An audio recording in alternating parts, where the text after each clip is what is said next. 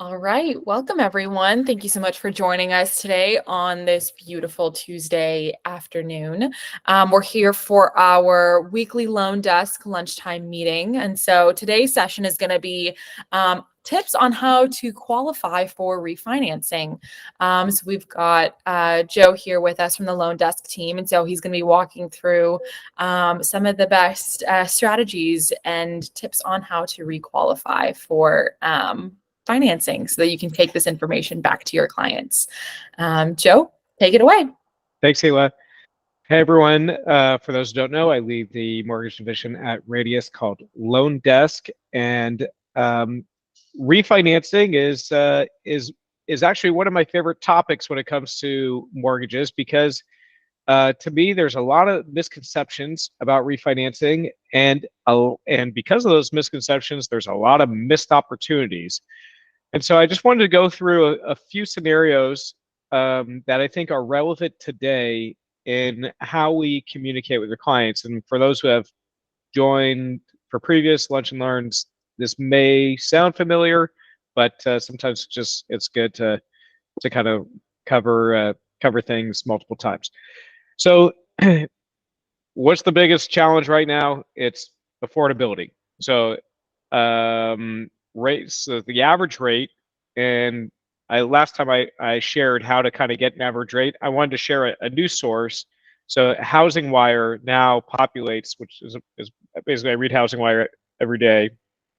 They now populate it's kind of a cool thing. They have basically an advertising with Poly. So this is basically the average 30-year fixed rate on a conforming loan, 7.25%, and it shows if it went up or down. I like the how easy it is, and then also has the inventory here. But so that is the average mortgage rate today.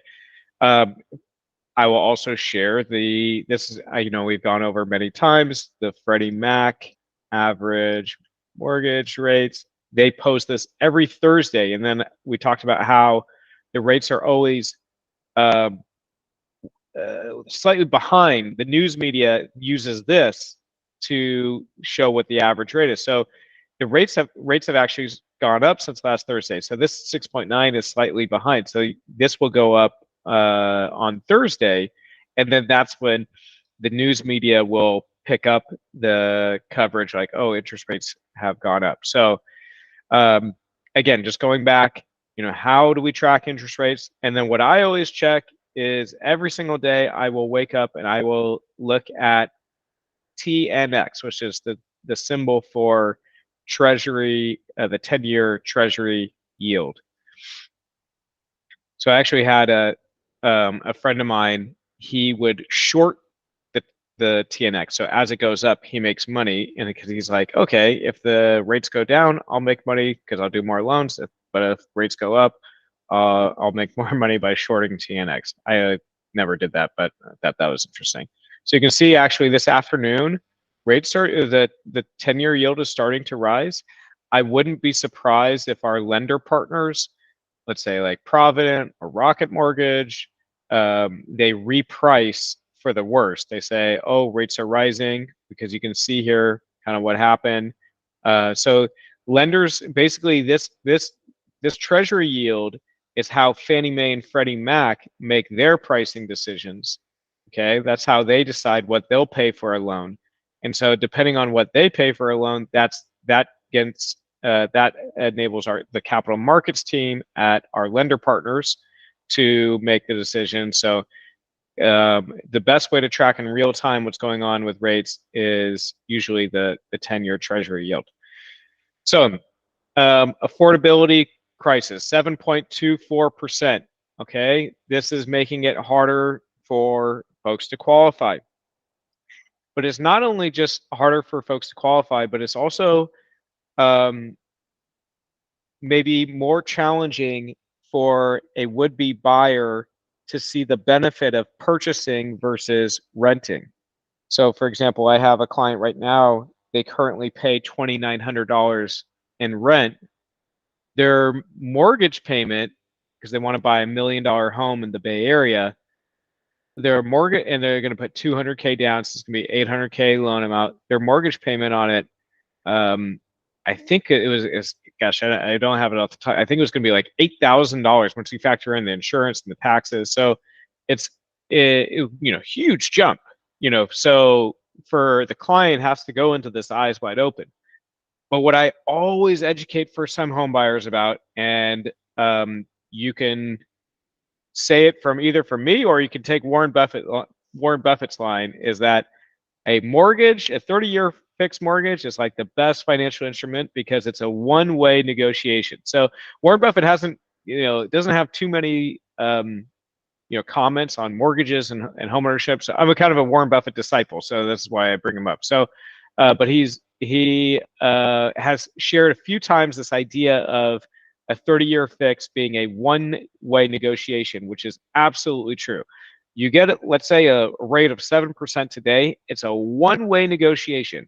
If rates go up to 10, 15, 20, 25%, doesn't matter. You are locked in at that 7%. If rates go down, you can only benefit. And this is really hard sometimes for first-time home buyers to really truly grasp the power of that one-way negotiation, because you're usually coming from this as a place of like being a tenant and renting. And we think of like rent as basically something that just kind of goes up. Like maybe it goes up 5, 6, 7% every year, depending on where you live. But usually it's just something that goes up. Like that's kind of built into most landlords' model. Like they're going to increase the rent on an annual basis. Whereas with the mortgage, it's the opposite. Your principal and interest payment is fixed. It never changes. The only possibility is for it to go down, or if you wanted to shorten your loan term, that would cause for it to go up. So that's number one. Always like to share that one-way negotiation aspect, and I like to do that when I'm presenting quotes. So let's take that $1 million client. Let's say it's a 800 credit score, and the income, we don't really care about that right now. We just want to see what the rates are. So I'm going to just put 20K, and he was looking kind of in South San Francisco, but I'll just put in a San Francisco zip. It's a note off the top of my head, and it would be a conventional, and so it's $1 million purchase price. So we're going to look at the purchase rates right now. Okay, and okay. Oh.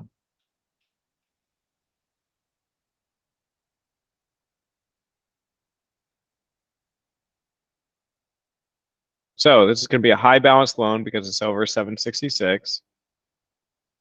Okay. So today's rate, 699, has one origination point. So your monthly mortgage payment is $5,317 a month, 5,317 per month. Okay. So when I talk to the client, I say, okay, yes, that's what your payment is, but keep in mind, when you make your mortgage payment, a percentage of the payment, and this varies every single month because it's fully amortizing, but part of the payment is principal, part of the payment is interest. Like interest bad, principal good. Essentially, principal is like paying yourself, like depositing money into the bank. And so what I always like to share with the clients is this is a one-way negotiation. Let's say you have a 7%. If rates ever go to to a lower rate, you'd be able to refinance your mortgage.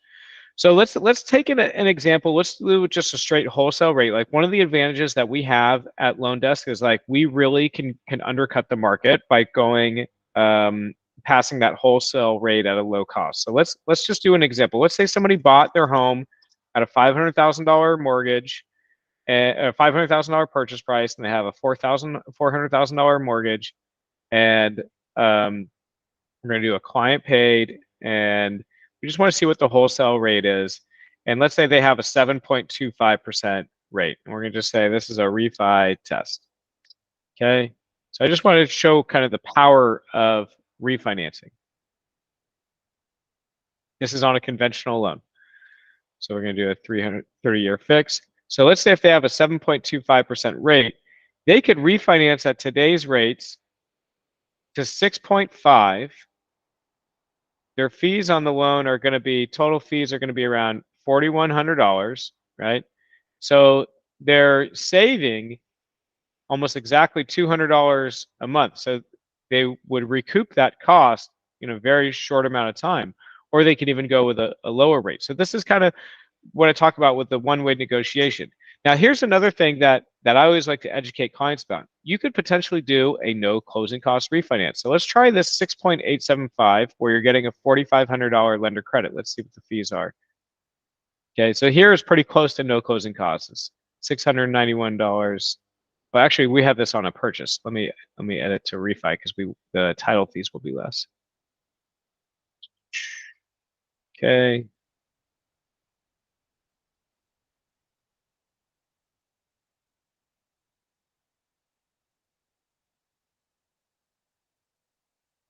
So in that 6.875, you're getting a $4,000 lender credit. Look what the total fees are.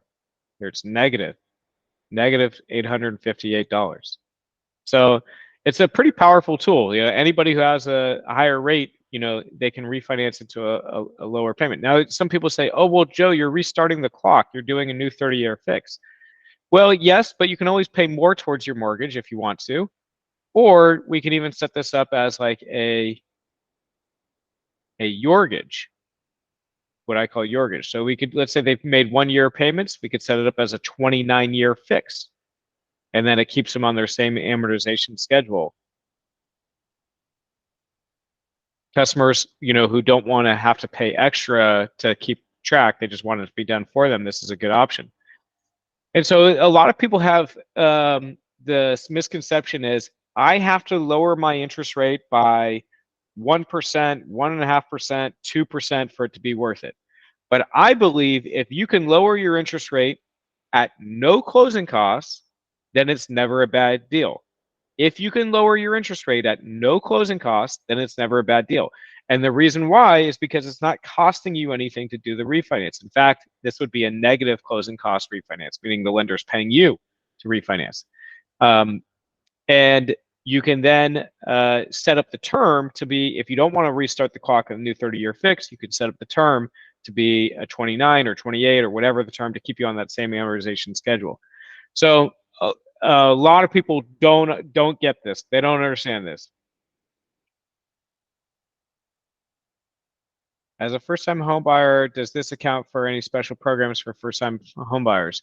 Well, once they bought the home to refinance, there really isn't like any special refinance programs that are special. I think there's one where if they're like lower income, they can go at a higher DTI. So basically, folks who it's a little bit easier to qualify, but it doesn't necessarily change the rates. Other than I think they get like a $500 appraisal credit. So if they're kind of a below a certain area media income, there is a program. But one other program that I wanted to share, and if you've attended my calls, I've really hammered home like FHA is back. Like FHA last year, they changed the mortgage insurance. This now is to make it much more affordable. So now with an FHA loan, you can refinance your mortgage without having to requalify for the loan. So just by making the payments on time, that alone is like saying, hey, you can qualify. So it's called an FHA streamline. Once it's been 210 days since you purchased the property and made 6 on-time payments, you can refinance your rate into a lower FHA mortgage. Now here they have to actually hit a certain requirement. They have to be at least 0.5% lower, unless they're on the old mortgage insurance. Then it could be a little bit less. So this is a powerful program because FHA mortgage purchase applications are going up since the mortgage insurance is now lower with FHA. That was a change for the Biden administration, and then also now rates are lower with FHA too. So you can do an FHA streamline refinance without qualification. Same goes for a VA loan. For a conventional loan, you got to requalify for the loan. You got to, and the reason why this is, here's another misconception when it comes to mortgage refinancing. Borrowers do not shop around. They work with the lender that they make their mortgage payments to. And the reason why they do this is because many borrowers have a misconception that the lender they make their mortgage payment to is the lender that actually collects the interest on their mortgage. In most cases, in 95% or really 99% of the cases, that company that collects the mortgage payment is called a mortgage servicer. They service the loan. Now, they may have also originated the loan too. Some originators remain the servicer. So an example of that would be like Rocket Mortgage. They originate the loan and then they intend to be the servicer of the loan. Sometimes they'll end up selling the servicing. But they are not the actual interest collector, what you would deem the lender. The lender on the loan is actually going to be either a government-sponsored enterprise or a government enterprise wholly, a part of the government. And that's Ginnie Mae. So this is for FHA, VA, and USDA loans, or Fannie Mae and Freddie Mac, these government-sponsored entities that the originator will end up selling the mortgage to. So the purchase loan gets done. It's a $500,000 purchase price, $400,000 loan amount. The originator, they borrow, if they're a non-bank, they borrow the money from a warehouse line. They do $400,000, goes to the settlement agent. In return for that, they get this piece of paper, this note, this promissory note in the deed. They take that and then they sell that loan to Fannie Mae. Now, what they sell their loan to Fannie Mae depends on the margins that they presented to the client. This is why so many legacy lenders have continued to exist in our industry, even though they have such high rates and high fees. It's because the client doesn't see how much money the lender makes. On average, a lender will make around 2.5% to 3% when they sell the loan. So they did that loan for $400,000. They get that note, that deed at $400,000. They sell that loan to Fannie Mae for 3%. So in return for the $400,000 loan, Fannie Mae pays the originator $412,000. Then the lender then pays their warehouse line. Think of it as like a credit card. So they pay their warehouse line plus interest. Maybe they owe 401 on it, and now they have $11,000 in revenue, in gross revenue. They'll probably have to pay their sales commission. There may be a manager. This is where legacy lenders really have to charge more. If you got a junior loan officer and a senior loan officer and a regional manager and a division manager and an ops manager and a CEO, and they're all earning override bips on that one transactions, you could see how the margins get inflated of what they need to collect from Fannie Mae when they do the loan. It starts adding up. It's this bloated model. How does this relate to refinancing? So let's say that originator remains the servicer. The borrower is making the payments to the servicer. Let's say after they make 12 payments, they see interest rates are lower. They say, oh, maybe I can refinance. Now, the servicer, part of their business model is they probably have an in-house portfolio retention team that's calling on the borrower saying, hey, work with us, work with us. And what they're saying is, we know your loan best because we already have your mortgage in-house. And in some ways that's true because they can see the monthly payments, they can see where they make their insurance too. So it does, they do have a little bit more inside intel. But they still have to requalify that loan, right? Because they don't hold the loan. They already sold the loan. So this is what really confuses borrowers. By the way, I've worked in portfolio retention and I've managed a lot of loan officers in portfolio retention. So the common question that a borrower will ask when they get that call is, why would my mortgage lender want to lower my interest rate? And the question shows that they already have the wrong assumption, that they think that the lender they make their payments to is going to is collecting the interest. They're not. The servicer takes the payment that the borrower makes, and then they send that money to Fannie Mae. So they're just kind of in the middleman. Okay. So then we have to explain to them, well, actually, we are your mortgage servicer, and our goal is to retain your business. And the best way that we can retain your business is to help you have the lowest possible rate on your mortgage. That way, we retain the relationship with you. And they say, okay, that makes sense. Here's the dirty secret, though. It built into the lender model is this idea of portfolio retention. And sometimes lenders will charge, or sorry, I should say originators, they will charge their existing the clients more than if they were a new client. Because if you think about it, you have your portfolio retention team, you already have this built-in relationship. So therefore, it's less likely that you're going to be shopped than if you were to get a new loan from, from elsewhere, from advertising purposes or from rate table advertising.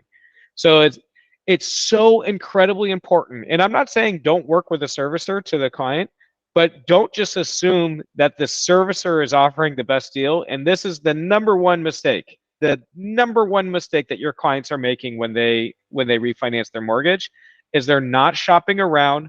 They're only working with the company that makes their payments to. Now, the good news is clients are catching on. So if you look at the statistics showing the loyalty of the client is going down and down and down and down. Like it used to be like 40% will stick with their servicer, and then I think now it's like closer to 20%.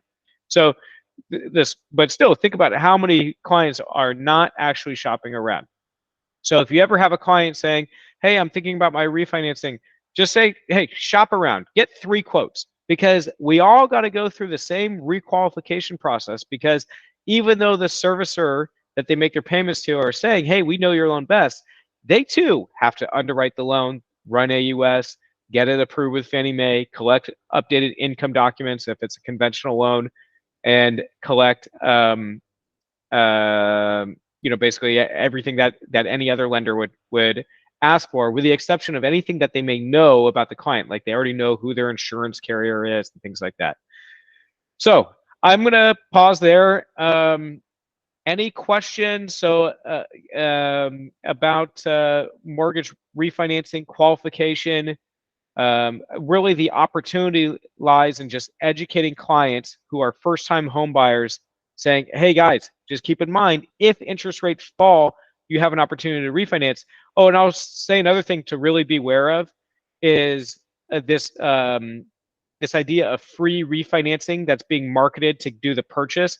I personally would never choose a higher rate or a higher fee to go with a lender on the purchase with the conditional promise that in the future they'll do free refinancing. Because first, I can almost assure you that free refinancing is not actually free. When the lender originates that loan, they're going to sell that loan to Fannie Mae, and there's going to be some margin baked in. So when you say free, are you basically saying that when you sell the loan, there's going to be no revenue obtained? And if you ask the lender that, they're going to be like, well, the loan officer won't even know. They're like, I don't, that's beyond me. But then number 2 is, why pay a higher rate, higher fee? It's just always best to just shop aggressively every single time you do a mortgage. So I'll pause there because I feel like that was really long-winded. Any questions? Joel, what questions do you have? You're a budding future loan officer star. What questions do you have about mortgage refinancing? I don't really have a question. I thought that it was interesting because a similar comparison is also cable and internet companies. Oftentimes, your loyalty as a customer doesn't get rewarded. You get charged more. And people are afraid to change. And also, they think that because I've been working with you for 10, 20 years, that my contract or my deal is the best. So I saw parallels through that. Don't really have a question. It was a very good explanation just in terms of the process of where your loan goes from beginning to end. Yeah. And the more educated the client is, then I think the more likely they will pay less mortgage interest on their home. And it really adds up, like who you choose on a refinance, if you think about it, it's, let's say if we can help a client get a 0.25% rate lower on the refi and they end up holding that loan for a long time. Think about like the compounding interest, like, because let's say you save $100 a month or whatever by going with a different lender. Well, it's not just the $100 a month you save. In theory, you could take that $100 and put it into the stock market and get a rate of return of 7 or 8%.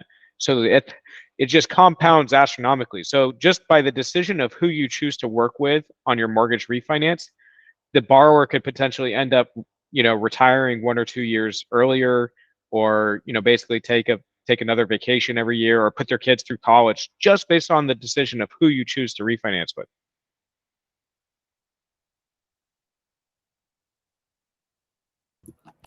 All right. Are there any last minute questions? Otherwise, we're going to go ahead and wrap up for today. As I'm sure you all know, we do these LoanDesk rooms every week on Tuesday at the exact same time. So we'll see you guys next week. I hope everyone has a great rest of their Tuesday, and we'll see you again next time. Thanks, everyone. Thanks. Bye-bye.